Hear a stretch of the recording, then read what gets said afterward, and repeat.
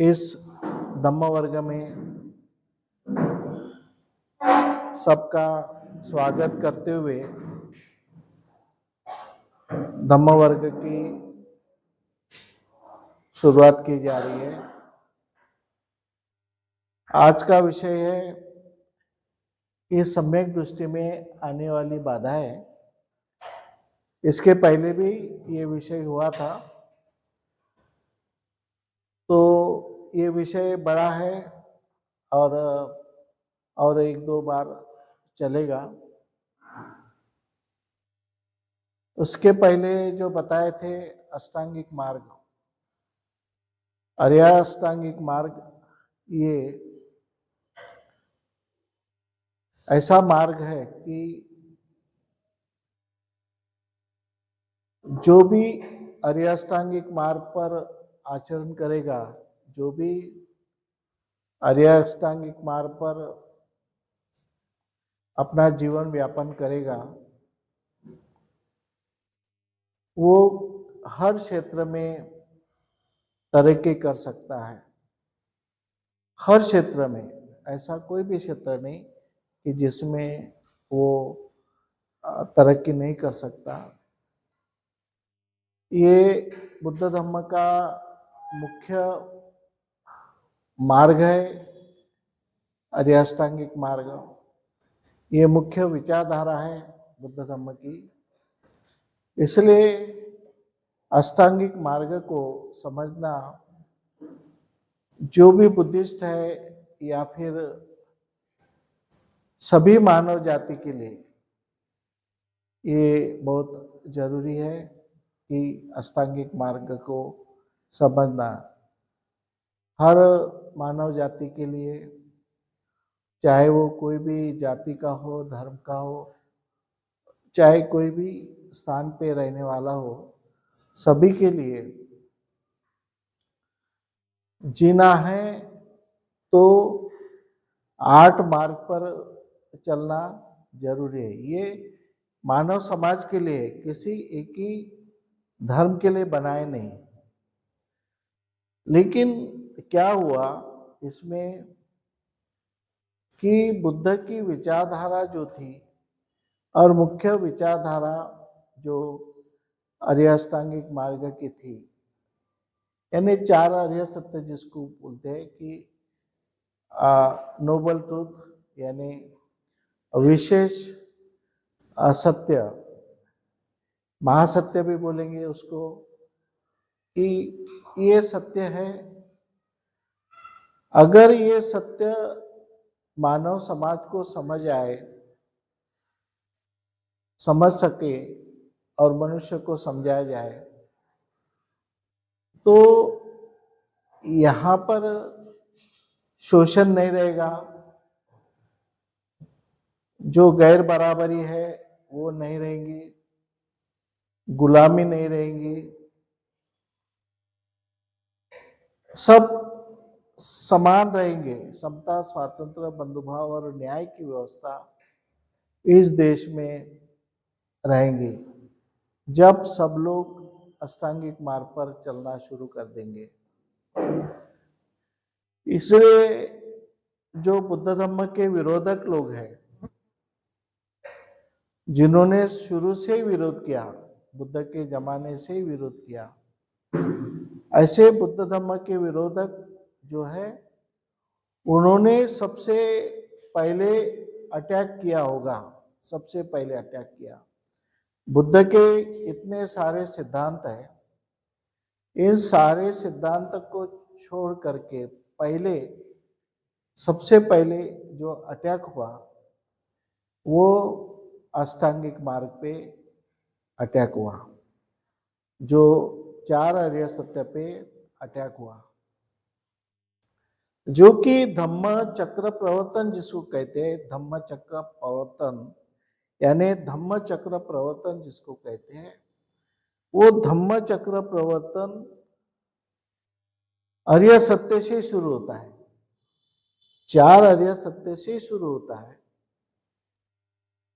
तो जो बुद्ध ने अपनी विचारधारा को प्रारंभ किया, जो शुरुआत किया, वो शुरुआत ही उन्होंने आर्य सत्य से किया। उसके बाद में जैसे जैसे समय बढ़ते गया,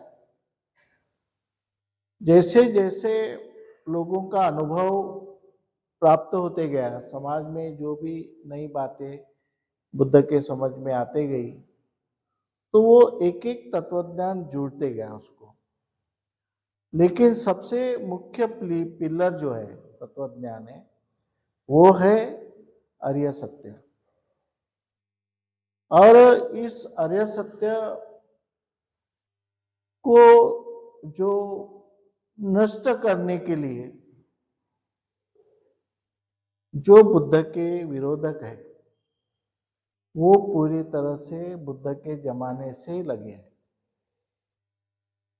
सबसे पहले अटैक जो होता है वो आर्य सत्य पे होता है, और उसमें से ज्यादातर आर्य सत्य में जो सम्यक दृष्टि पे ज्यादा अटैक होता है। अटैक क्यों होता है कि लोगों को दृष्टिकोण, सम्यक दृष्टि का मतलब है कि दृष्टिकोण सिर्फ देखना नहीं है। तो इसका जो मतलब है, सम्यक दृष्टि का मतलब है कि विजन, दृष्टि का मतलब है सही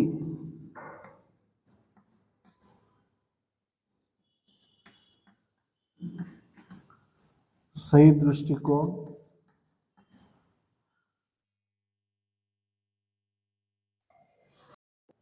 दृष्टि अगर शब्द आता है तो उसका मतलब निकालते हैं देखना।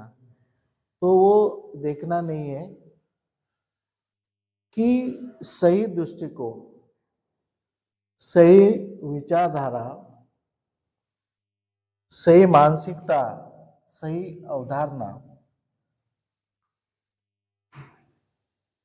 जैसे कि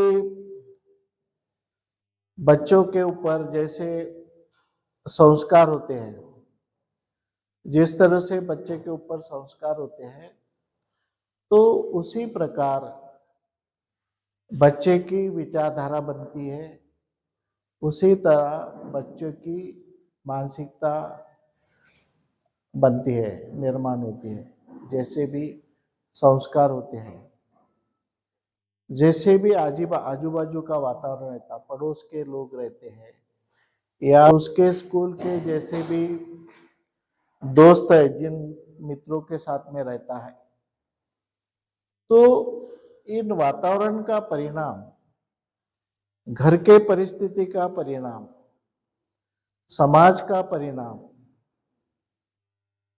राजकीय स्थिति का परिणाम, ये सब प्रभाव उसके मन पे निर्माण होता है, और उस प्रभाव के द्वारा उसकी विचारधारा बनती है, उसके ऊपर संस्कार निर्माण होते हैं, और उस संस्कार के आधारे वो कर्म करता है, उसकी मानसिकता बनती है, उसकी अवधारणा बनती है, और उसके मत तैयार होते हैं। इतने सारे जो आउटर फैक्टर्स, जिसको कहते हैं आउटर फैक्टर्स, बाहर के जो प्रभाव मन पे आता है, जनरली जिसका शासन रहता है,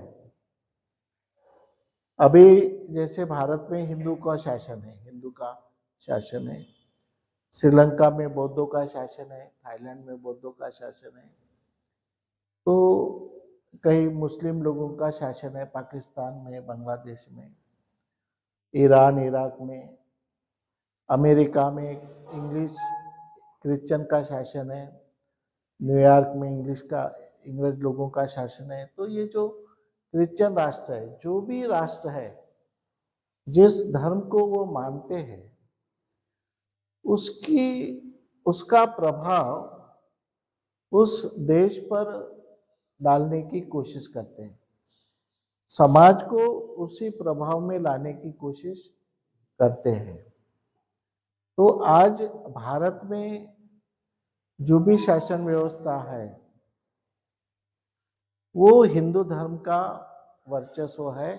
हिंदू धर्म की शासन व्यवस्था जो है वो भला ही उन्होंने हिंदू धर्म को ये नहीं किया, लेकिन वो चाहते हैं कि यहाँ के लोगों पर हिंदू धर्म का काफी प्रभाव निर्माण हो और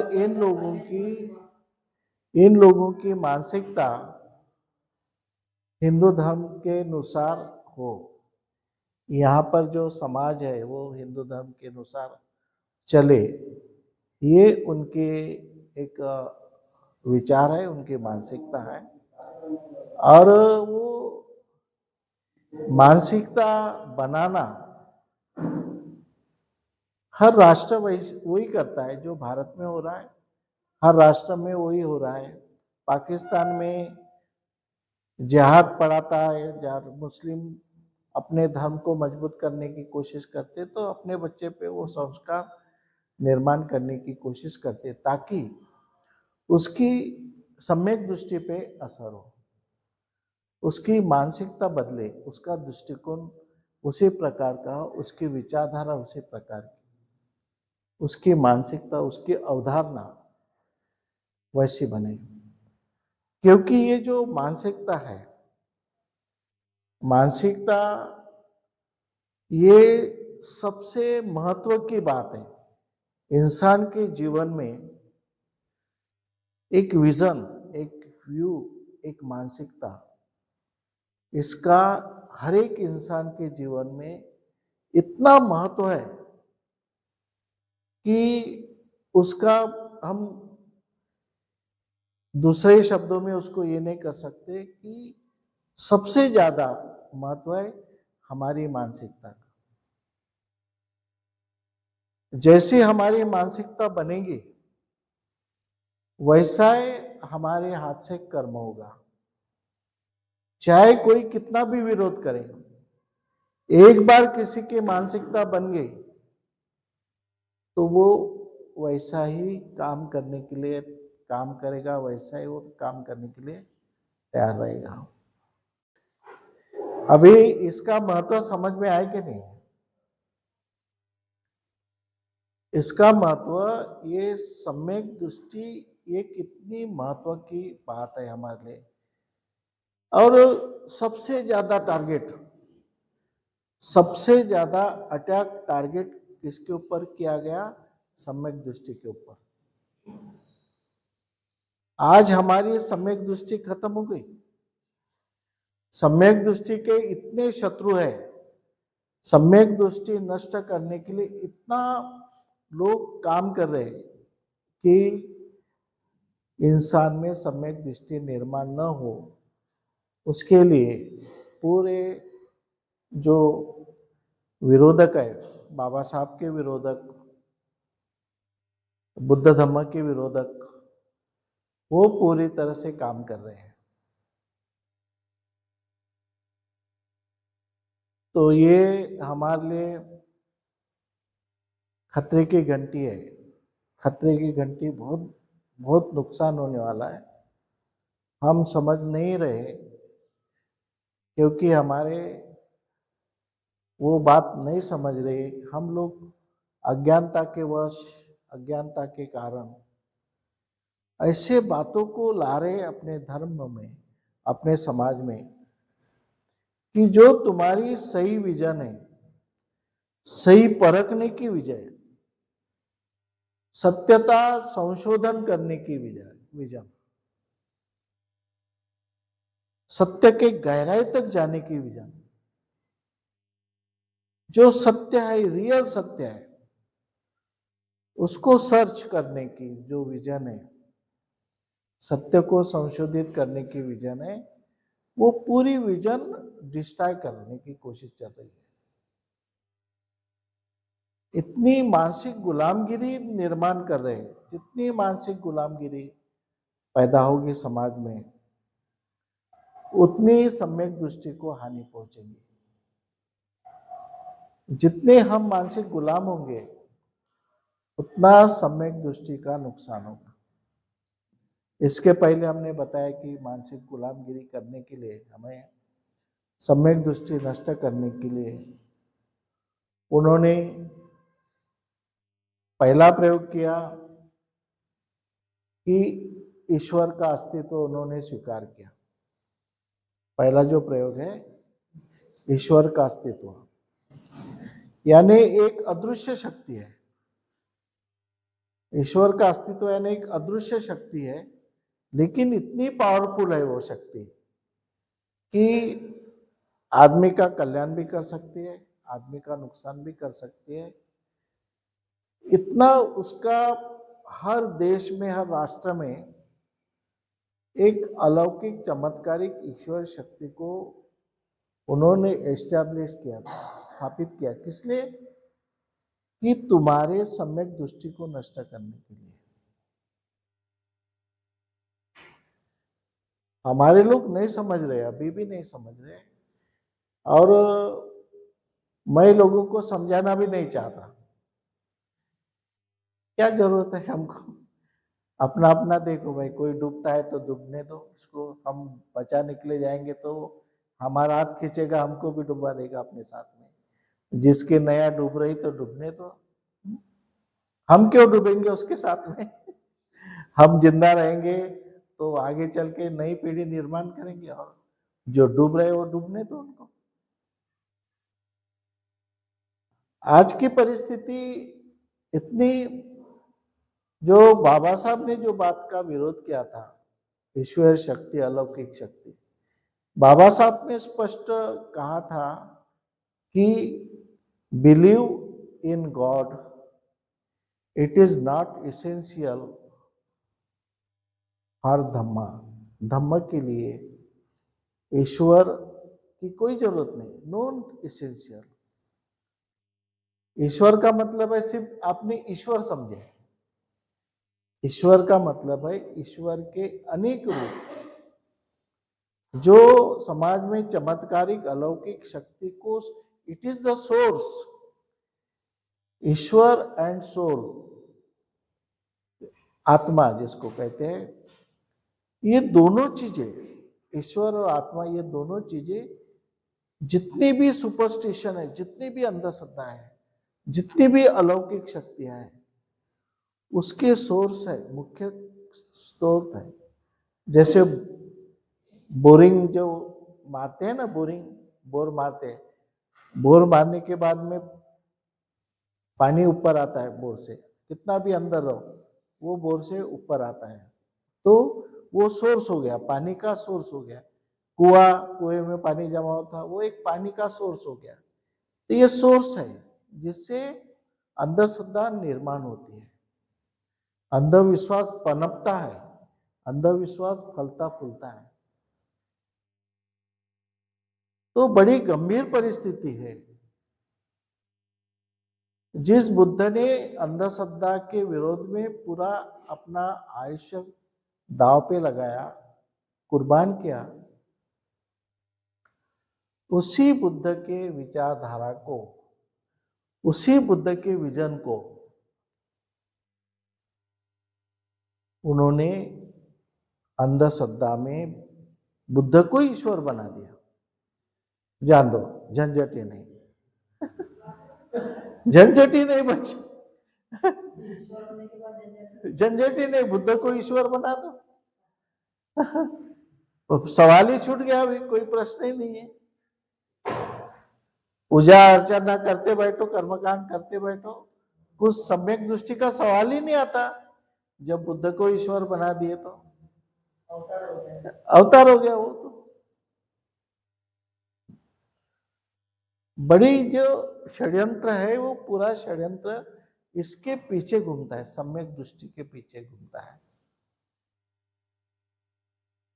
तुम्हारी विजन ही खत्म हो जाती है, तुम्हारा दृष्टिकोण ही खत्म हो जाता है। एक बार किसी को ईश्वर का ध्यान लगा, नहीं ईश्वर सब कुछ करता है, ईश्वर को थोड़ा प्रार्थना करो, कहीं भी जाओ, कोई खुले पैर से जाएगा, चप्पल पहन के नहीं जाए, कुछ जगह ऐसे है तो क्लोज लोग, वो देवी प्रसन्न होती है, तो कपड़े पहन के नहीं जाने से देवी प्रसन्न होती है। तो कोई कोई लोग ऐसी एक मैंने सुना है कि ऐसी एक देवी है महाराष्ट्र में, तो लोग उसके दर्शन के लिए कपड़े पहन के नहीं जाते। ऐसी देवदासी प्रथा कितने खतरनाक है। लड़की को, जवान लड़की को ईश्वर के लिए अर्पण किया जाता है। कितनी श्रद्धा है। अब ईश्वर के जगह कौन उसका उपभोग लेता है वो सबको मालूम है। देवदासी, सबकी दासी, कोई भी इसका इस्तेमाल कर सकता है ईश्वर के नाम से। इतना जो है वो, एक बार अगर तुम मानसिक गुलाम बन गए तो तुम कुछ भी कर सकते हैं। उसी प्रकार जब हम लोग प्रगति कर रहे थे, बाबा साहब के नाम से हम प्रगति इतनी की है कि जैसे बाबा साहब आम्बेडकर ने कि टू एजुकेट बता दिया, टू एजुकेट बताया हमको, शिक्षित बनो, एक नारा बाबा साहब ने दिया, हमारे में सम्यक दृष्टि तैयार हो गई। हमने सब अंधश्रद्धा छोड़ दी, 22 प्रतिज्ञा का स्वीकार किया। वाह, आज हमारे बराबर आदिवासी का विकास नहीं हुआ, दूसरे लोगों का विकास नहीं हुआ। जिन्होंने बाबा साहब आम्बेडकर को फॉलो किया, जिन्होंने बाबा साहब की बात माना टू एजुकेट, उनका कल्याण हुआ। आज उनकी आर्थिक परिस्थिति ठीक है, सभी परिस्थिति ठीक है। आज हम इतना प्रोग्रेस किए कि आज हमारी बिल्डिंग दूसरे लोगों के बिल्डिंग के इतनी ऊंची है।